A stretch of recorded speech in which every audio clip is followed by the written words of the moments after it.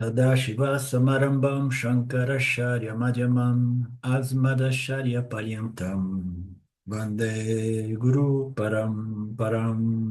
Oh. Namaste, we are back here, closing the third chapter of the Canon. We were we are looking at we have seen Swamiji was presenting the nature of Agni, fire, as the fireness of fire, the vayuness of vayu. So everything in this apparent order, every configuration, any principle, or in this case, representing some devas, devatas present as the five primordial elements, So we have the spaciness of space, the Agnes of Agni, and the Vayuness of Vayu. So everything has its intrinsic nature, and the intrinsic nature is blessed, is due, its own, it's borrowed from Brahman. So the nature of everything is Brahmana Atvam, so we would say, but it appears as the Vayuness of the Vayu, Agnes of the Vayu, spaciness of space.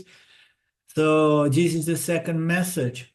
And then pride becomes an obstacle. It was the first message. So the first message is the devatas. They become pride because they were so high up there in the Devaloka that they slowly but surely began developing a sense of vanity and pride. And then there is trouble. And then there is big time trouble. That is the second message. The second message is Brahman is the only reality behind all these whatsoever phenomenal objects, such as the devatas. So they are phenomenal configuration. They are just part of Mithya, but they are very pure. They have a lot of knowledge in regards to Dharma and the Dharma. So they know everything. That's why they developed so much punya to the extent of living in a Devaloka. But yet they are not self-realized, and therefore there is always a potential or possibility or chance that those impurities they begin sprouting again, like pride. This was the second message. Then Agni comes back, and he goes back to the Devalokas, and then he was feeling humiliated, as we know, and he confessed, I was not able to understand who is that entity, that shining entity. So therefore, the first message is what? Brahmanaha, nobody can really recognize that is Brahman. So nobody knows that this is Brahman. This is the real deal. This is Satchitananda Brahman.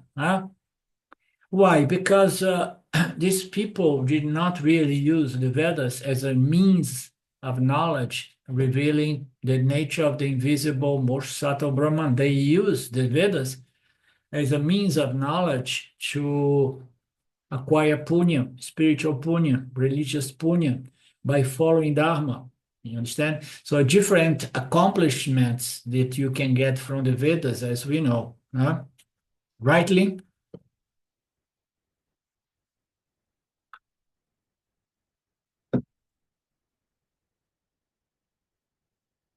So therefore, nobody going out there looking for Brahman in an objective sense, believing that it can be found in the world of objects of knowledge is going to be failing. So they have failed. Nobody could recognize that this is Brahman.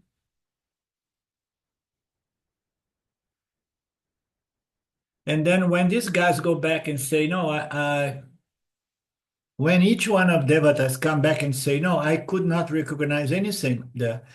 I cannot know Brahman. The Vedantic message is Brahman Sarva Brahmana Ago charaha.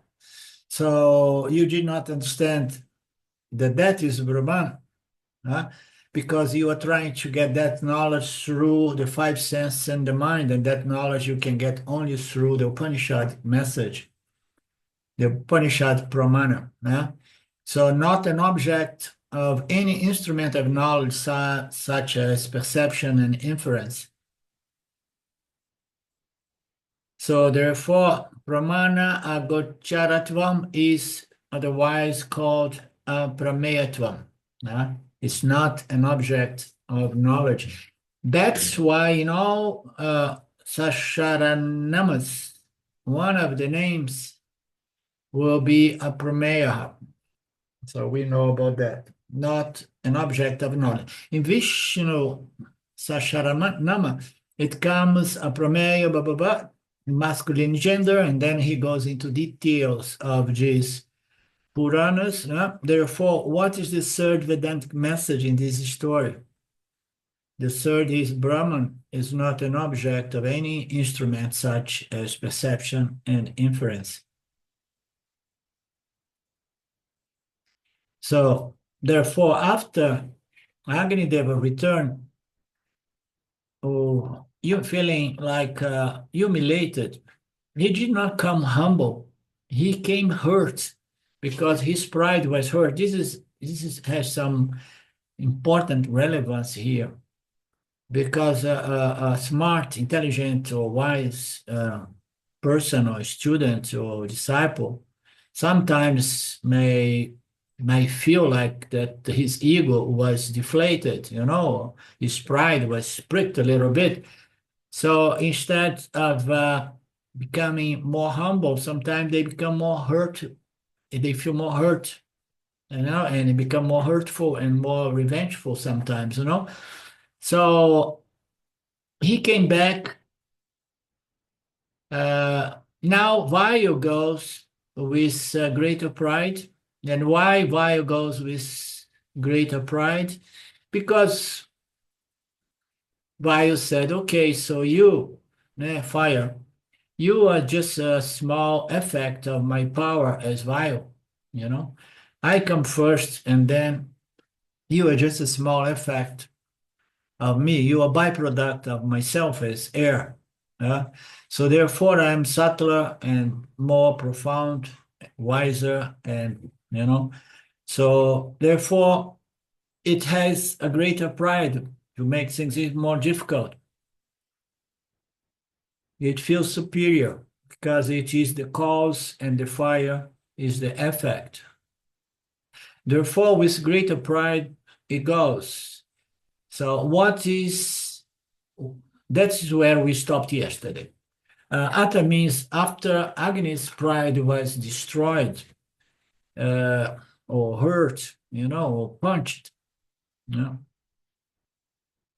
devatas address the Yahu, saying, you may go there and find out what is this extraordinary yaksha.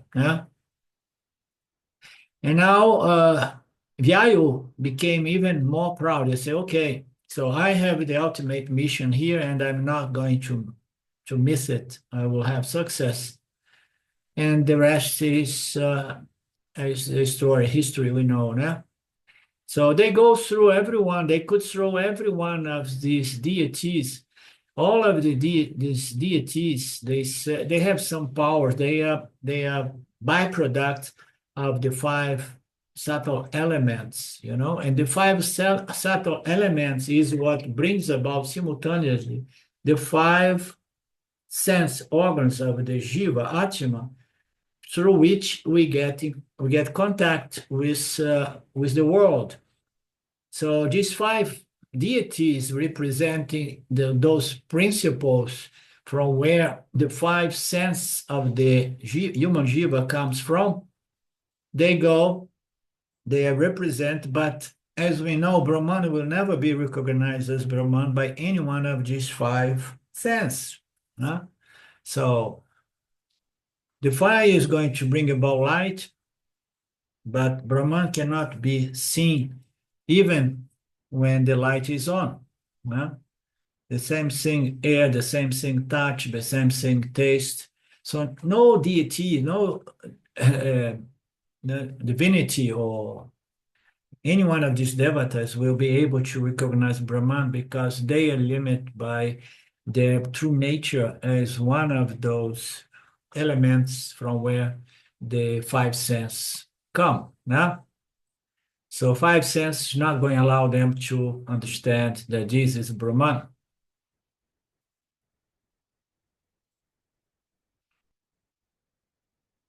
So he was not even able to address Ishwara. He had a long list of questions. Sometimes the students say that, Swamiji, we come with so many questions to talk to you, but when we sit in front, the questions go away. I do not know whether the questions go or answers come. It's not there. I say, please write down and come. Don't neglect your questions. So you do not have any problem. Similarly, Piaio, no? Where I am. Could not ask anything. He did not take any notes and go there in the presence of Ishwara. Somehow it got like a blank mind. No? Yayo answered. Ishwara asked, who are you? What are you? What are your powers? I am the great Yayu, Devata. And I have titles. I'm the most respected. So we know that he was very proud. He was even lifting from the ground due to how inflated his ego was. He says, I move freely in the skies, nobody questions me. Nobody obstructs my movements, I'm unchallenged by any other deity, So I move from one continent, one nation to another without passports. Okay.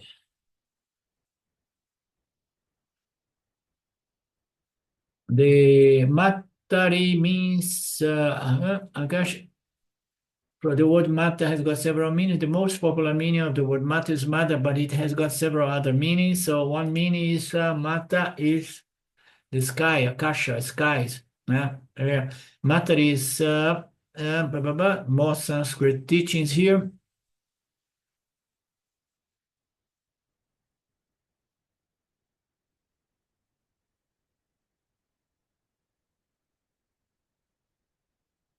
I move everywhere. Nobody can obstruct me. Everybody allows my entry.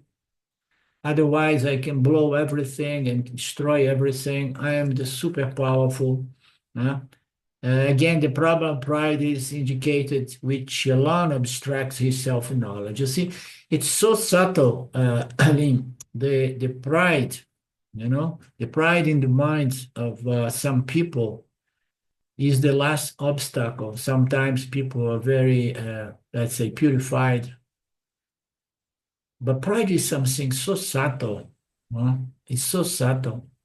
It's like the essence of sannyasa, to give all this up, to not arrogate or take for yourself anything that does not belong to you.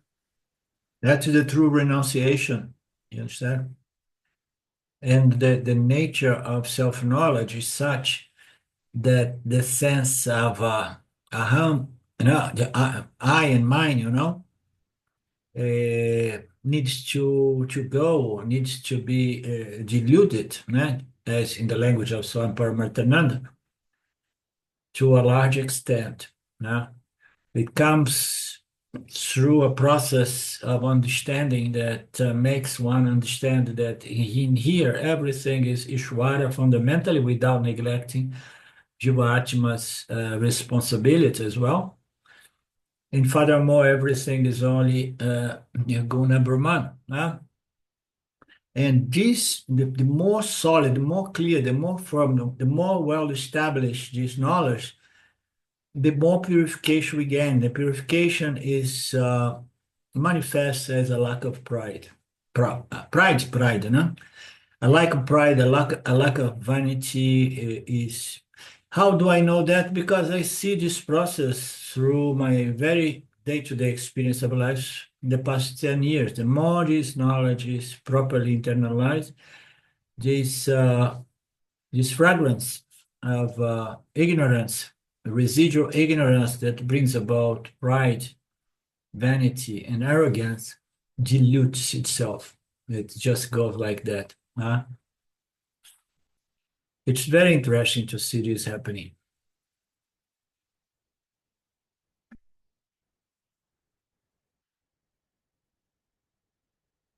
So the verse 9, it's part of that big uh, uh, because we have all those all these verses, these mantras. They are part of what the entire story is and was presented at the beginning here.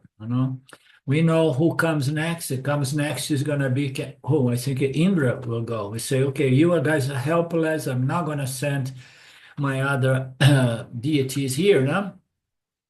I'm gonna go there myself. I'm the greatest messenger, but let's see if that's what it's gonna happen next.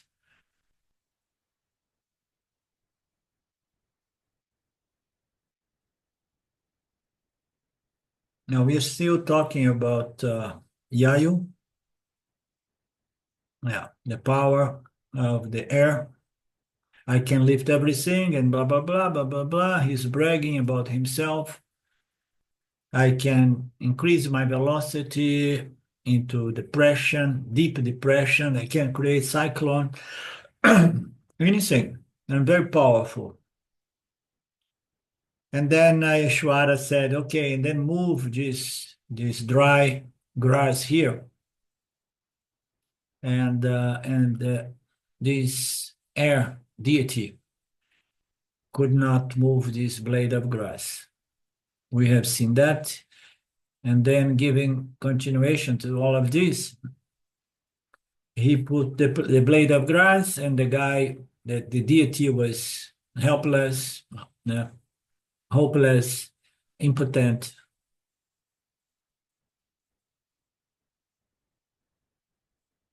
He could not lift that blade of grass. Then what happened? After several attempts, he returned. And the awakening style now is different. He's not coming with that, that physical expression of power and vanity, So he's coming, looking humiliated.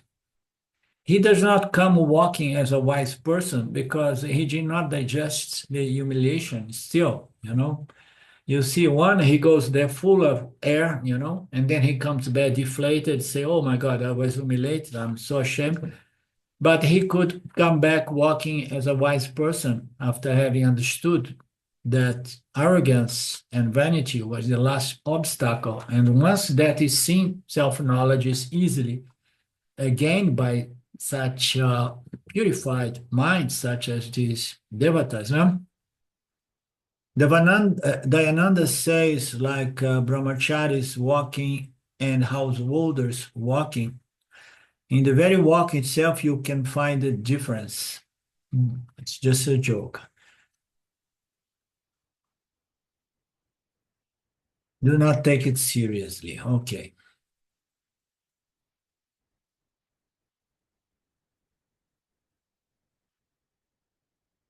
So, bottom line, Yayu also failed miserably and came depressed. And the story continues. Yeah, and then now Indra is going to say it's useless.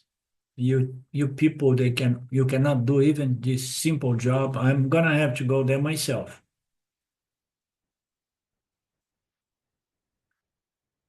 It's an ordinary task that you guys have failed. Para-vidya is not as simple as a para-vidya. That's why para-vidya is called Raja Vidya, Raja Guna, Guyam. You should connect all these with different Upanishads and Gita. Yeah. Since the devatas could not do the job, Indra alone decided to go there. Indra is called Deva Raja. So it's the king of the devas, the boss, the lord of all the devatas.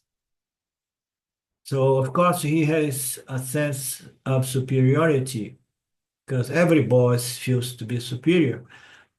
So let's not waste any more time. I'm going to go there to figure out what is this shining entity.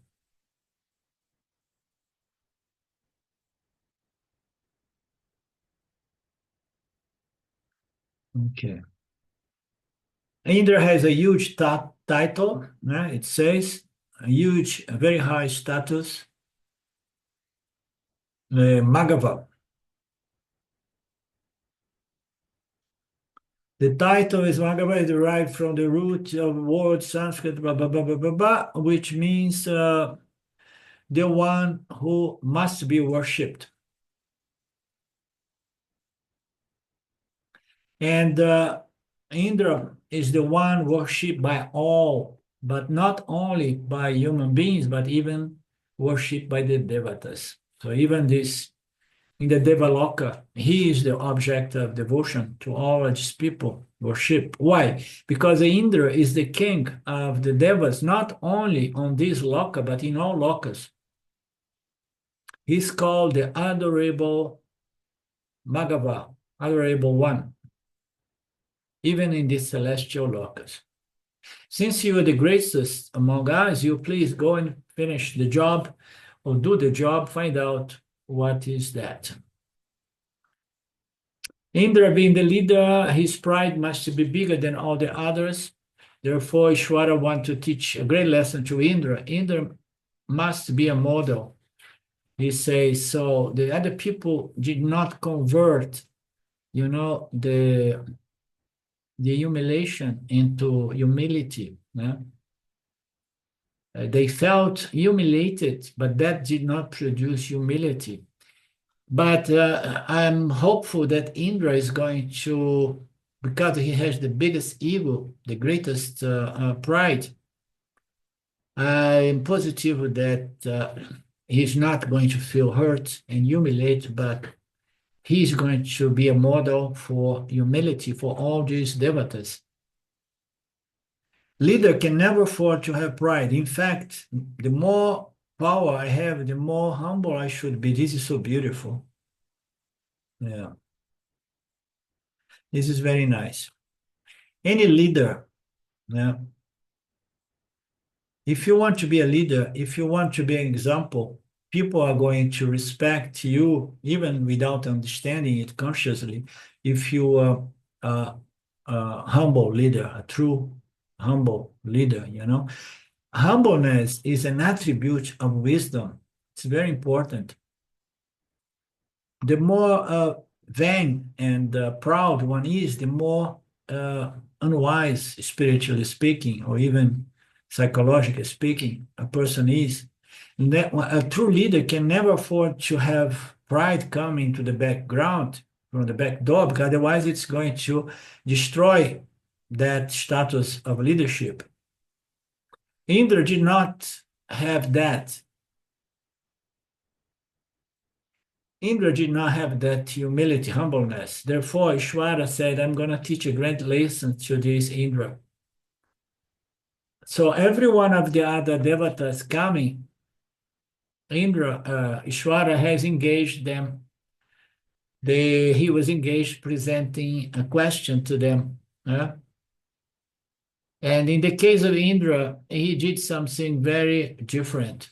He saw that Indra was the most arrogant ego. And then he says, so I'm going to have to do a shocking treatment with Indra.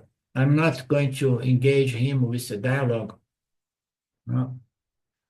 So when Indra came, and then what Ishvara did? Ishvara disappeared.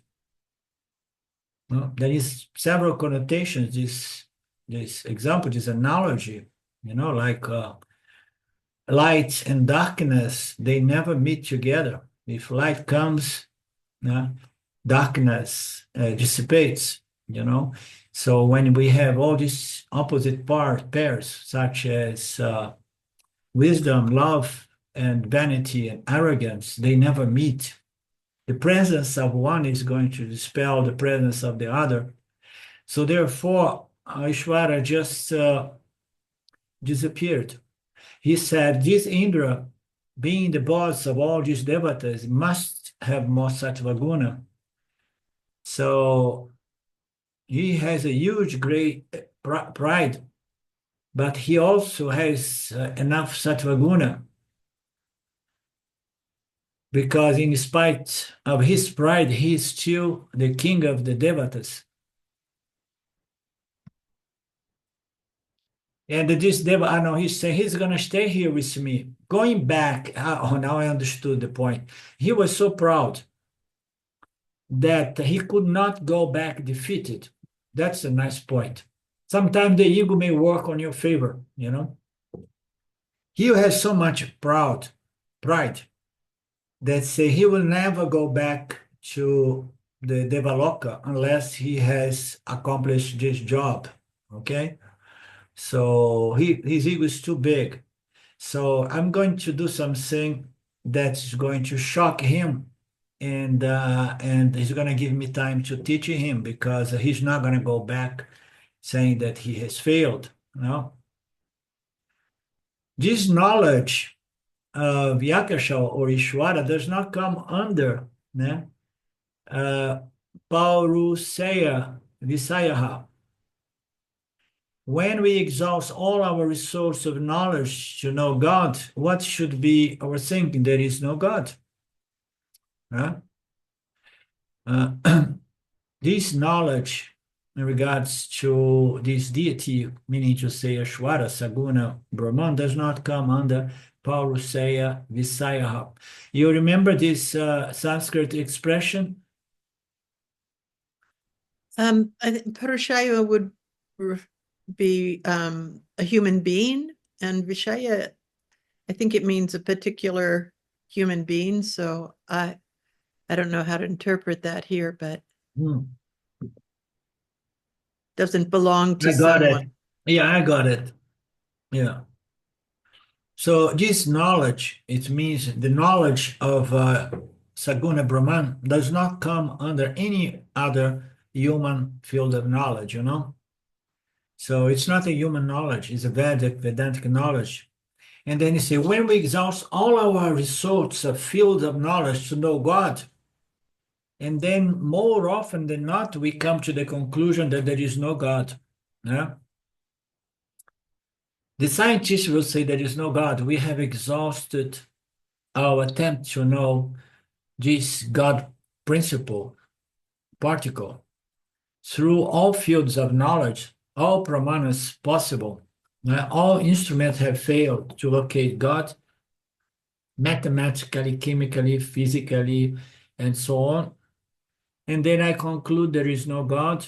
This is intellectual arrogance, says Swami Paramarthananda, or scientific arrogance.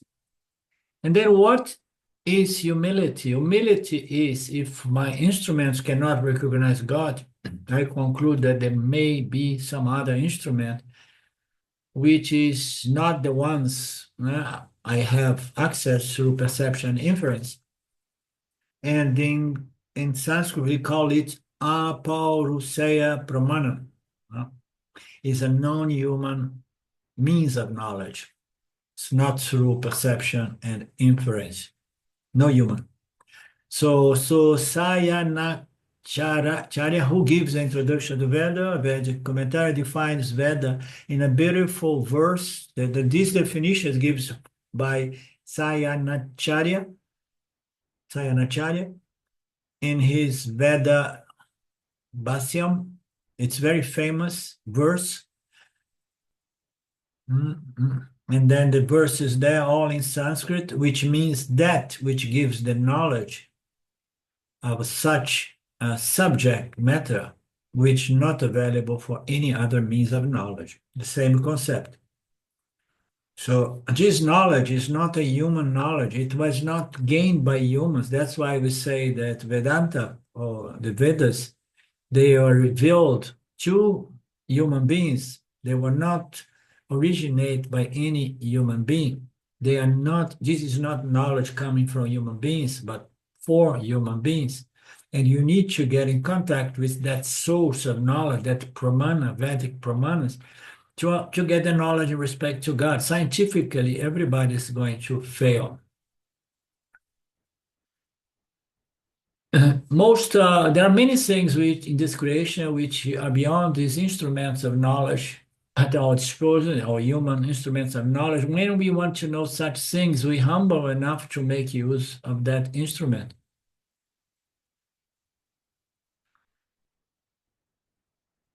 Okay, I understood. He's saying that even in the field of scientific knowledge, there are many knowledge which are beyond my instruments, meaning to say perception and inference.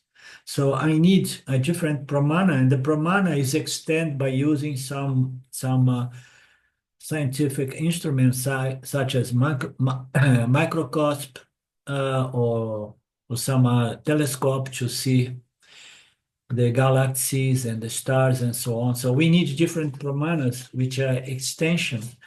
So we know that there are many fields of knowledge that our simple perception cannot see, understand, perceive. There is a lot of scope to study further with the help of these other instruments. But when the object of knowledge is Ishwara, Saguna Ishwara, or Nirguna Ishwara, or even Punyan, Papa, Paraloka, Devaloka, Atma, all these concepts, they are under a different field of knowledge. And which is not the usual pramanas we know. That's why the scientists are there trying to find that in the micro realm, the origination of creation. So Swami proceeds saying that I can never observe the Atma directly. Why? Because the observer can never be observed.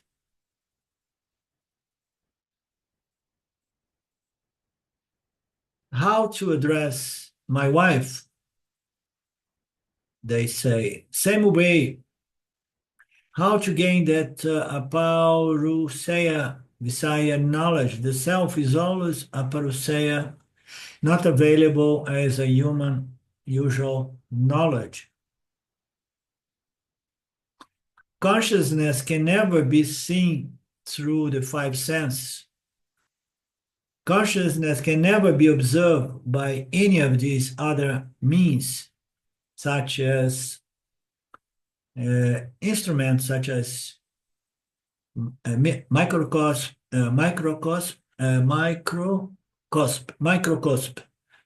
and other telescope and so on.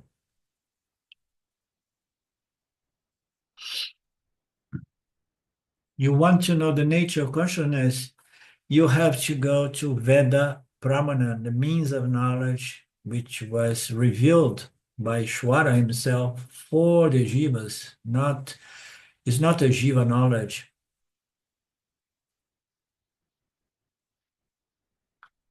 That's the bottom line. And Indra, all these are the thinking of Indra. Indra was already working that out, maybe. How do I know that Indra was going already through those processes of thinking? If you have doubt, contact him and ask. The moment Indra became humble, what he did, he began praying to Ishwara and say, I need a pramana in order to know this yakasha. Very beautiful. Because the story says that he began doing sadhanas and prayers, asking for a means of knowledge to understand what is this this yakasha, yakasha deva. Once Indra surrenders Shraddha, trust, devotion, and dhyana, and everything comes with a lot of power. In which Upanishad, you say in Kaivalaya Upanishad, we see this. Once we surrender to God, our devotion, our purification, our disciplines. Once Manitvam Bhakti is a Manitvam on Shraddha and Bhakti comes. Bhagwan brings Veda Pramana only for people who have developed that kind of Shraddha, that kind of devotion, that kind of reverence, that kind of humility or humbleness. It reminds me Papaji. Papaji used to put it in very simple words, like you have to become so beautiful, so beautiful, so beautiful, so pure, that somehow the Lord comes and saves you. You know, so the Lord falls in love with you and then just removes your ignorance. Bhagwan brings Veda Pramana for those. That is conveyed through the story. How Yaksha disappeared in the presence of Indra, Indra's inflated ego.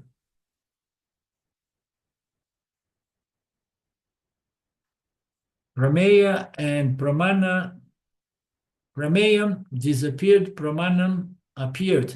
So the entity disappeared, and what appears was what? The teachings, the means of knowledge to reveal and the true nature of Yakasha. Very beautiful, huh?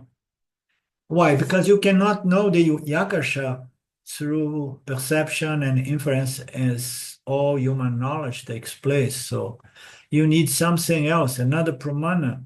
So therefore, prameya, that entity disappears, and what appeared was pramana, a means of knowledge.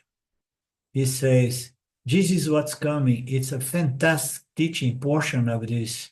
We will read it.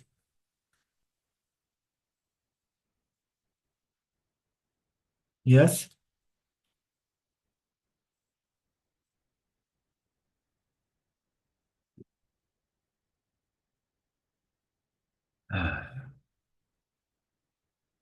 So let's see, further explanation of this passage.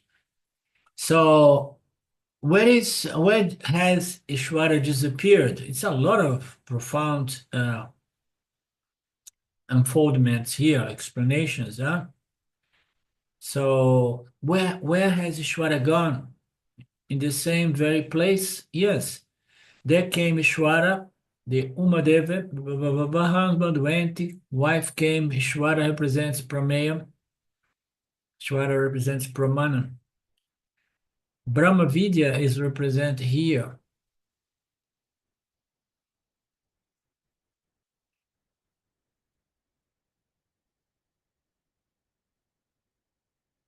So Ishvara disappeared there in the same place. It just made itself so subtle and visible to the gross mind of Indra.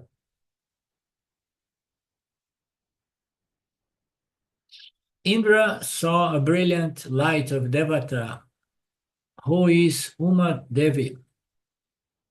Here represents Shriti, Shri, Shri, I don't know how to pronounce this Sanskrit word, represent Devata, and what type of Uma Devata? Extremely brilliant Devata. Because it represents this deity, the shining one, Yakasha and so on, represents Sattvaguna. It shines with light. It's a brilliant Devata. Extremely brilliant because knowledge is symbolized by light. Brahma Vidya represents light. Uma represents Brahma Vidya or Omkara. Because Uma is nothing but Omkara rearranged in this story. We have a game of letters to be rearranged. And then he goes about explaining Aum. What is Omkara? Aum. Now in Aum, the first letter, you. Okay, understood. So the same three letters, but they were arranged differently. Instead of Aum, Auma. Yeah, you just take the A and put in the end, the third letter. It will become Uma or Uma. It will be short, but still, therefore, Uma is none other than Parvati as Brahma Vidya, as Sarasvati, knowledge, self-knowledge, which is identical to the concept of Omkara, the synthesis, the condensation of all knowledge.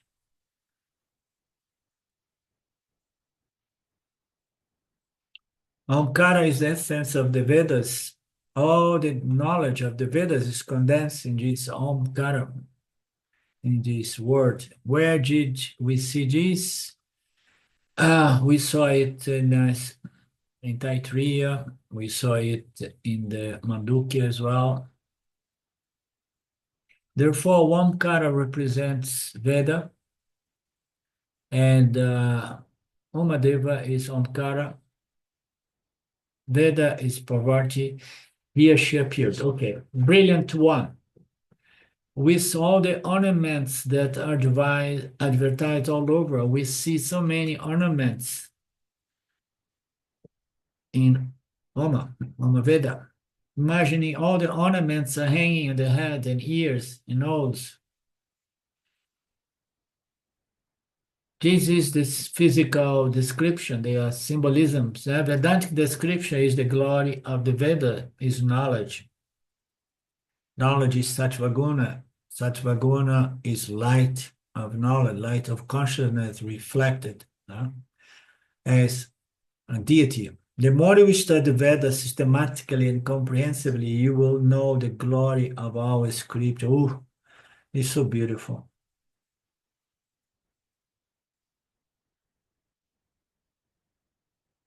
But unfortunately, many modern people who are against our scriptures, or people who just change, present the teachings, outside of the context of the Vedas and the Vedic culture, in which the concept of devotion is somehow neglected or rejected, removed.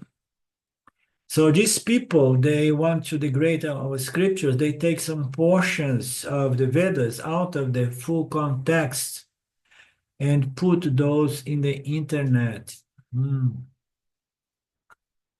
So much so. So I'm now begins attacking the modern societies all over the planet. In the internet, you can put whatever you want, wherever you want. They upload some half-truths here and there. And in that way, they are simply degrading Vedas and the other texts, all the texts, the revealed and the written texts, and especially Manu Smriti. Entire Manu Smriti, they do not read. In this chapter, this sloka, it's always out of context. We will not understand. No one understands the scripture. It's not at all a problem. Ignorance is bliss, but the problem is because of the circulation of half-truths or bits and pieces of scriptural knowledge out of context. It creates something which is much worse than total ignorance. Non-understanding is okay. It can be seen as bliss, but misunderstanding is the problem, Misinterpretation, interpretations which are derived from analysis of the scriptures outside of its culture and context. If we really want to know Brahma Vidya,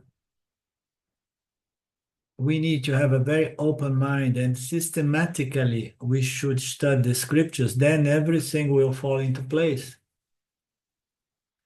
And we have got a tradition which gives us the methodology of systematic study using 6 indicatory marks. What are these 6 indicatory marks?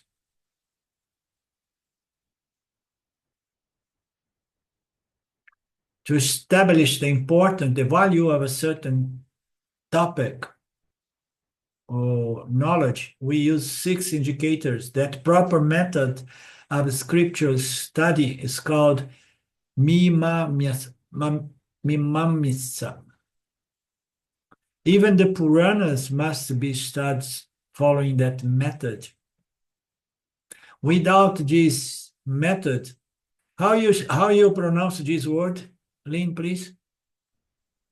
Mimamsa. It's like a critical investigation into the scripture. Great.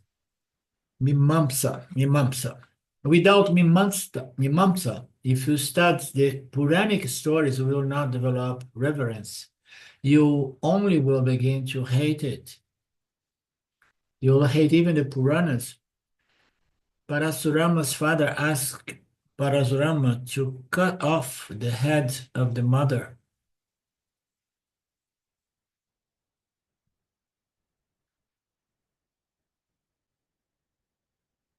Okay, I want to make a note here. The definition of mimamsa a critical. Well, I'm not sure Critical. particular, but it's a critical thinking or critical investigation. Investigation. I like better.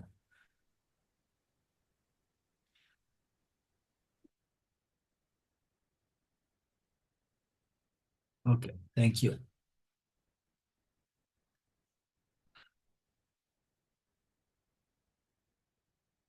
So if you follow those 6 indicators, you will appreciate the stories, and you also you get the knowledge. And then he says that Parasurama's father asked Parasurama to cut off the head of the mother. Let's see which is the symbolism here. They put these on the internet and say, this is your Veda, very violent. Thus, they take portions here and there. And the motive is what? They want to destroy the possibility of Shraddha and Bhakti. They want to say that our culture, religious, spiritual culture, is something useless in modern society. This is called Asuya in the Veda. In the Bhagavad Gita, Lord Krishna used the one word, idam tu te guyarara, which means studying something just to find fault, to criticize something and to attack something. This motive is called Asuya. Asuya. Swami Dayananda used to talk a little bit about that, just a critical mind that goes into things only to find flaws and faults. If you study the Vedic scriptures with this attitude, you will find many things to criticize and reject, especially because you are studying on your own without the help of a teacher. You are just picking on some fragments and not having the big picture. You're going to use that against the scripture.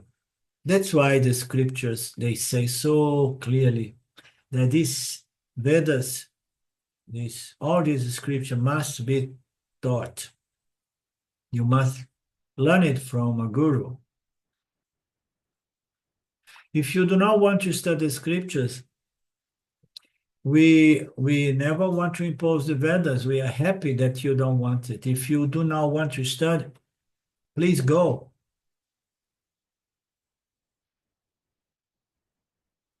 If you want the benefit, please stay and study. We are not marketers of the Veda.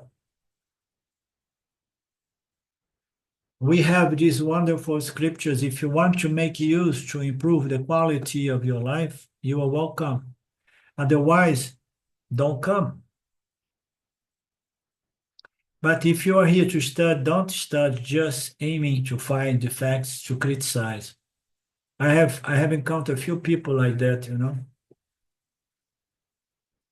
few people. One of them was became my private doctor. In the end, I had to let go of him because he had such a magical ego. Doctors, they have a big egos. In the end, he was just trying to find flaws and faults to criticize. Who is saying that? Not me. It's Krishna saying several times he used the word anasuyave. What is one of the qualities? It starts as anasuyu.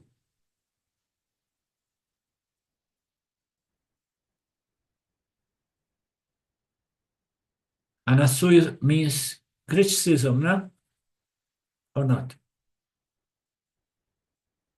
Asuya means the criticism or finding the tendency to want to find that. And so anasuya would mean Okay. not looking for that. Yeah, not look. An open mind, yeah. Okay.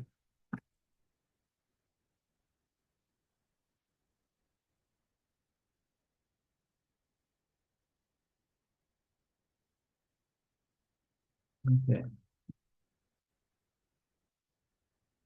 Swami Dayananda used the word proofreader's mind. Yeah. So proofreaders is quite something. Just meant to do a job that you are there looking for mistakes.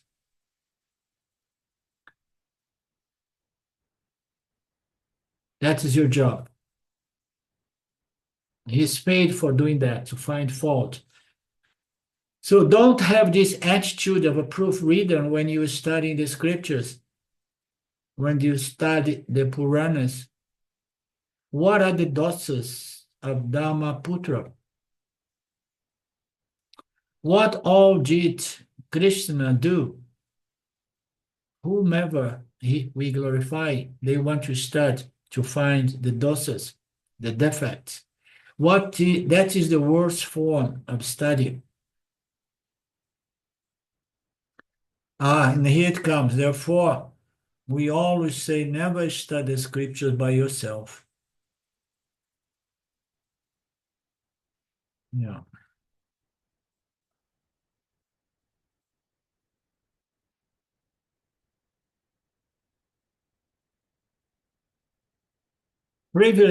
Previously, translations were not available and people did not know Sanskrit. Therefore, the scriptures, they were safe. Now, translations are available all over. Sanskrit is unknown by the public, general public. At the time Sanskrit was unknown, the scriptures were safe. Now translations are available, often given by this kind of people, asuyus, people who want to bring down, to criticize. There is something about criticizing everything. The human mind, the human ego, somehow enjoys criticizing things for some reason.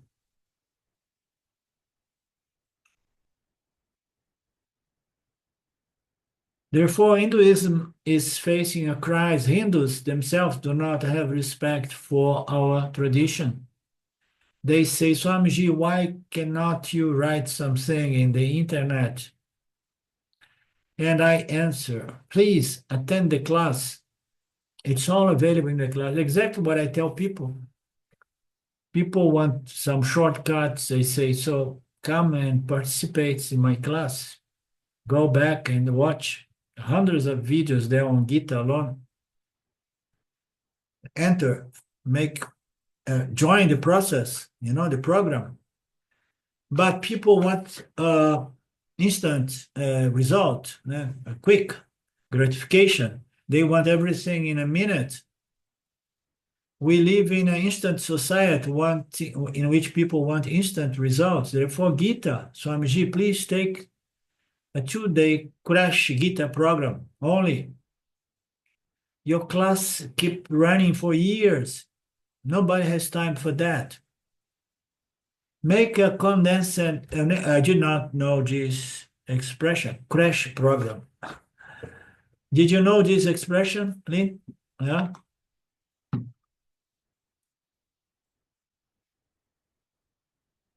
And Swami plays the joke, say, crash program is a program which crashes the next day, means to say, if I give you a condensation, in one night, in one weekend, you may feel high, but then you're going to crash immediately following week. Why? Because you cannot really digest and assimilate and be transformed by a knowledge that was present in a very condensed way. That's why we see in all these people all over the place deceiving others, promising quick results, which will never come, and people fall for it because they are not highly qualified for Vedanta.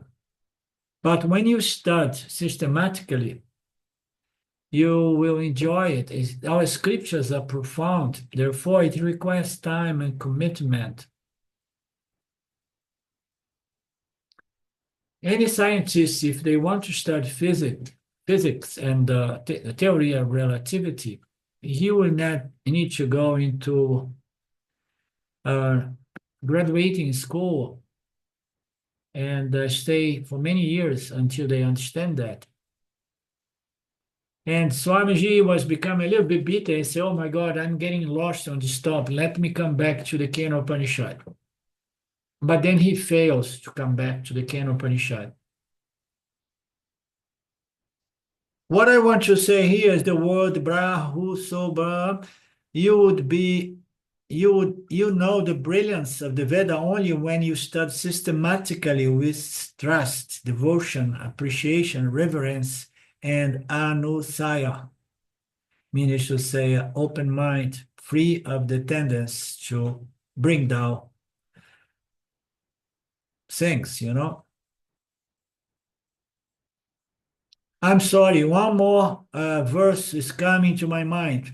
And he said, at the end of the Gita, on the 18th chapter, Krishna tells Arjuna, never teach the Gita or give the book or translation to the following people.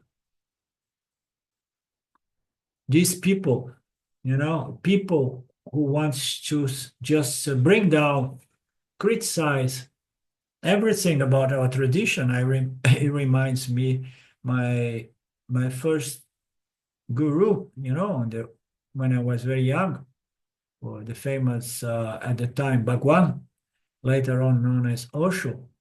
He was against everything. He wanted to criticize and bring down the tradition, to create his own things, So never give Gita, never give this scripture knowledge to these people. Not because the people are going to be in danger, but because the scripture will be in danger.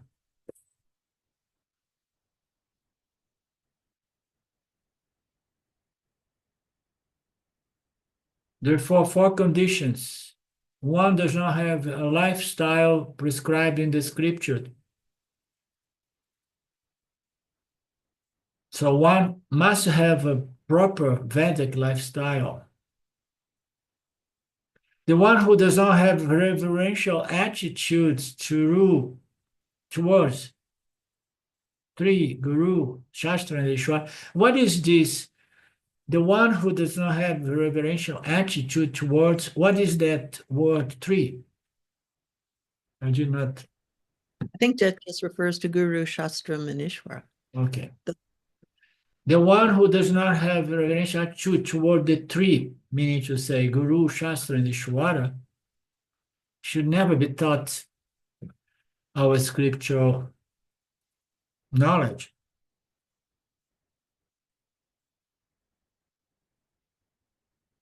The one who does not want to study for learning purpose, but just curiosity. People want to get some knowledge for curiosity, but the problem is these people, they end up present themselves as what I call cop and paste teachers. They just they steal something from here, from there, from there, from there, and then they glue it all together and they say this is my teaching, you know. They want to copy and paste, so they want to just criticize so that lifts their image about themselves up. I can criticize the Vedas, like my first guru used to say. You must be a Mahatma self-realized, but it's very rare to find a self-realized enlightened being like me. I am a rebel. I demolish everything which came behind as tradition. You know, he was proudly saying those things. Do not give the knowledge to these people. Bhakta is the one who wants to learn what the Vedas convey, not that he wants to see, not he wants to see, blah, blah, blah. He does not want to find faults and you know mistakes. He's not a fault finder. He's not looking for that.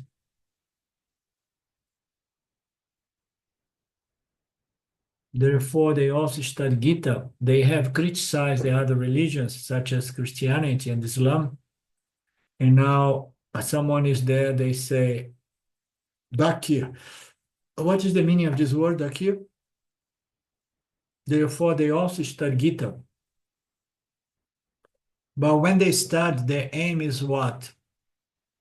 It's just to criticize Hinduism as well. The very motive is to bring down everything, degrading everything. When they study and put the translation in the internet, they are not going to give wonderful translation. It's unbelievable how many translations of the Gita, and you know, and people translate them making commentaries according to their bias or their intentions and so on. Therefore, never read such Gitas. Who says, not me, Krishna? Never give the original Gita to these people. If we have these three qualifications, positive qualifications, Gita is the greatest work. Veda is wonderful. Every Upanishad transforms our lives from Jivatma to Paramatma. Very nice, beautiful. I thought we are going to come to the end of chapter 3, but I guess our class are going to carry on next week, still on the canon, on canon. Okay? I hope the class of today was more enjoyable to you guys as it was to me as well. Are you there, Mark? Yeah, I'm here, Lindo. Yeah, no, it was great today. Very clear. So thank you. Yeah, wonderful. Om Purnamada Purnamidam Purnamudachyate Purnasya Purnamadaya Purnameva Vashishate Om Shanti Shanti Shanti Om Namaste. Today is Today's Tuesday. okay. We meet again this coming Friday. See you. Bye-bye. Okay. Much love. Thank Thanks, you. Lindo. Bye now.